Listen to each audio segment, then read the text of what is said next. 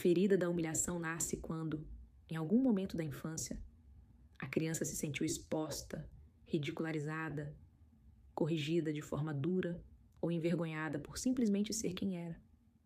E isso pode ter acontecido de formas pequenas e repetidas.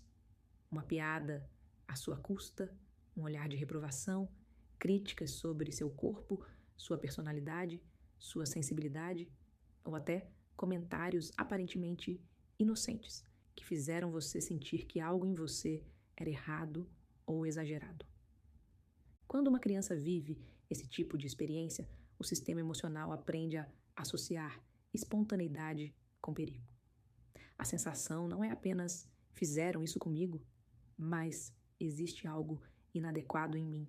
E essa interpretação cria um mecanismo interno de proteção, esconder partes da própria personalidade, controlar expressões naturais, diminuir emoções e tentar prever qualquer situação que possa trazer exposição.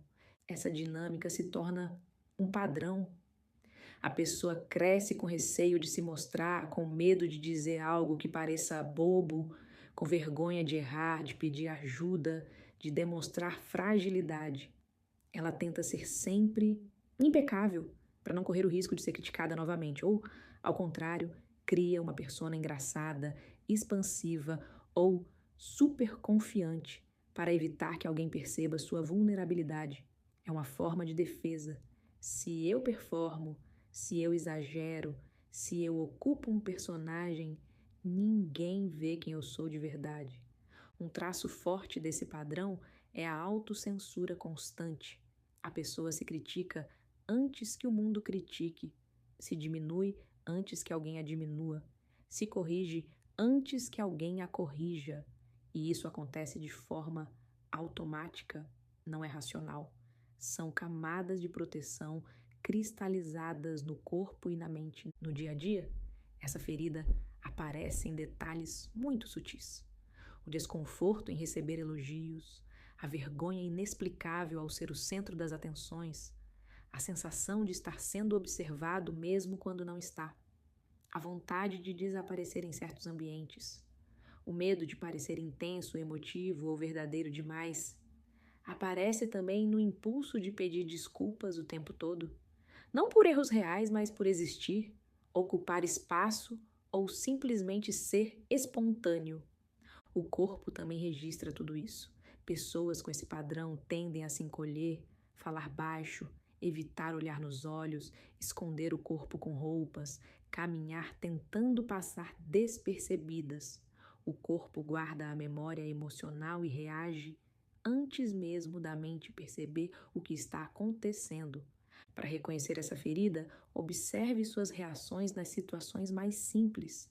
Perceba como se sente quando alguém ri perto de você, precisa falar em grupo, te pedem para explicar algo, comete um erro na frente de alguém te corrige ou te orienta, recebe elogios inesperados, está diante de alguém que admira, surge constrangimento, sente que precisa se defender, aparece a vontade de se justificar, o coração acelera, o rosto esquenta, a respiração trava.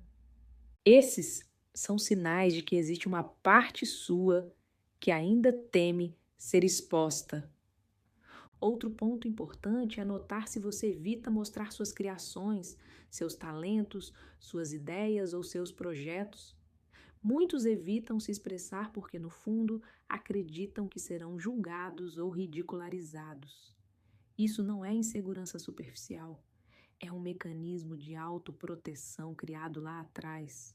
Também é comum que essa ferida crie uma sensação de que você precisa ser aceitável o tempo todo, que não pode exagerar, não pode sentir demais, não pode errar, não pode se soltar, como se houvesse um nível certo de você que é seguro mostrar.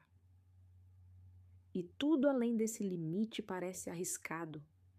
A cura começa quando você percebe que esses limites não são naturais, são aprendidos.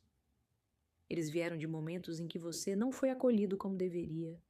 Vieram de situações onde alguém projetou inseguranças em você. Nada disso define quem você é. Foram respostas adaptativas, não verdades espirituais. E quando isso se torna consciente, algo dentro de você começa a relaxar.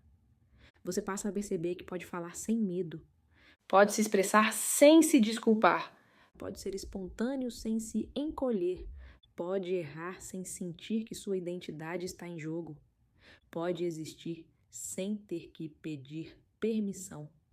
A partir desse ponto, você começa a resgatar partes suas que foram silenciadas. A criatividade retorna, a voz volta, a presença se expande, a naturalidade reaparece. A vergonha perde força. E o que sobra é a autenticidade, a sua verdade antes das máscaras.